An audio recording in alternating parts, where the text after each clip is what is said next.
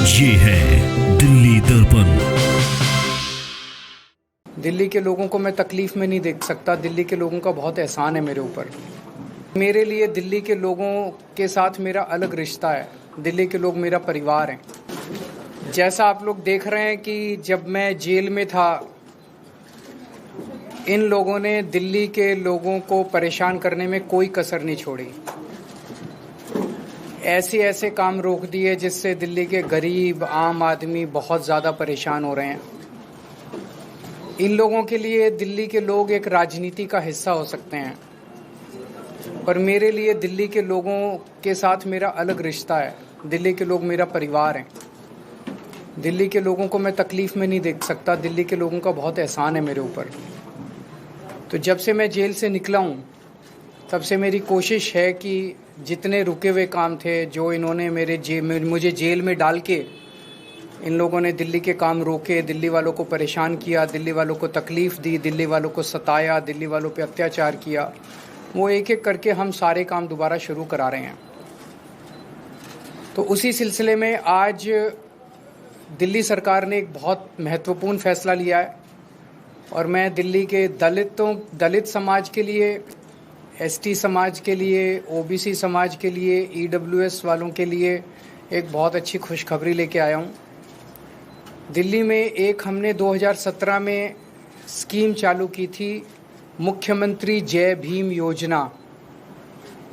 उस योजना के तहत हम दलित, एसटी, ओबीसी और ईडब्ल्यूएस समाज के लोगों को, उनके बच्चों को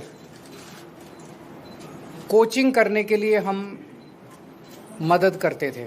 जैसे मैं खुद 12वीं के बाद जब मैंने आईआईटी की तैयारी की, तो मुझे याद है मैंने 2 कोचिंग इंस्टीट्यूट से कोचिंग की थी और उन दिनों में भी कोचिंग बहुत महंगी हुआ करती थी। और मुझे लगता है कि अगर मैं वो दोनों कोचिंग नहीं करता तो पता नहीं मेरा अच्छा रैंक आता नहीं आता आईआईटी में, मेरा एडमिशन होता नहीं होता आईआईटी में। उसके बाद जब मैं पास आउट हो गया, फिर मैंने सिविल सर्विसेज की तैयारी की, तब भी मैंने कोचिंग की थी। अगर वो कोचिंग ना करता तो पता नहीं मेरा होता नहीं होता। लेकिन कोचिंग बड़ी महंगी है और गरीब लोग, दलित समाज के लोग, ओबीसी समाज के लोग जो गरीब हैं, जिनके पास पैसा नहीं है, उनके बच्चे इंटेलिजेंट हैं। इंटेलिजेंस पैसे की मोहताज नहीं है। गरीबों के घर भी इंटेलिजेंट बच्चे पैदा होते हैं, वो भी बहुत इंटेलिजेंट हैं, लेकिन उनको सहूलियत नहीं मिलती, उनको अवसर नहीं मिलते, अपॉर्चुनिटीज़ नहीं मिलती। हमारी सरकार का मकसद है उनको वही सहूलियतें दिलाना, उनको वही अवसर मुहैया कराना जो अमीरों के बच्चों को मिलते हैं, जो मुझे मिले थे जब मैं पढ़ रहा था। भगवान ने मुझे एक मिडिल क्लास फैमिली में पैदा किया। जो अवसर मुझे मिले वो अवसर गरीब से गरीब लोगों को भी, दिल्ली के मेरे गरीब से गरीब बच्चों को भी मिलने चाहिए।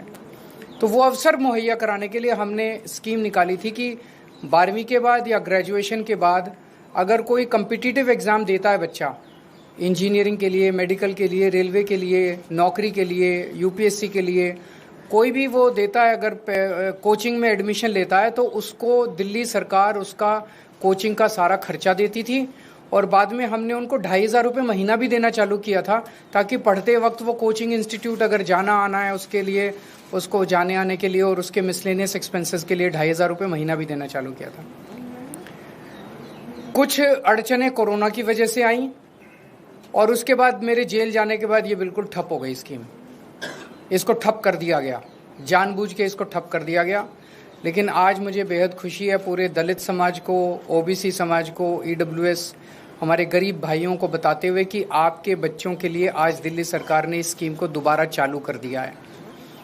जितनी पुरानी पेमेंट्स बकाया थी, जिसकी वजह से ये पेमेंट्स नहीं की गई, मेरे जेल जाने के बाद पेमेंट्स रोक दी गई, वो पेमेंट्स अब वेरिफिकेशन वगैरह करके दोबारा कर दी जाएंगी। उनकी इंस्टीट्यूट्स की पुरानी पेमेंट्स, जो भी वेरिफिकेशन की प्रक्रिया वो करके, और इन स्कीम्स को दोबारा रजिस्ट्रेशन करके बच्चों को दोबारा मुहैया कराया जाएगा, सारी अवसर मुहैया कराए जाएंगे।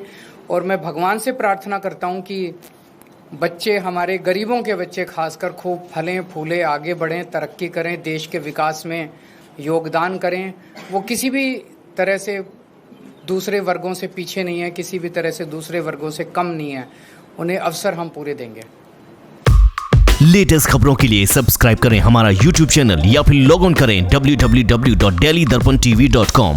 खबरों की कवरेज और विज्ञापनों के लिए संपर्क करें इस नंबर पर।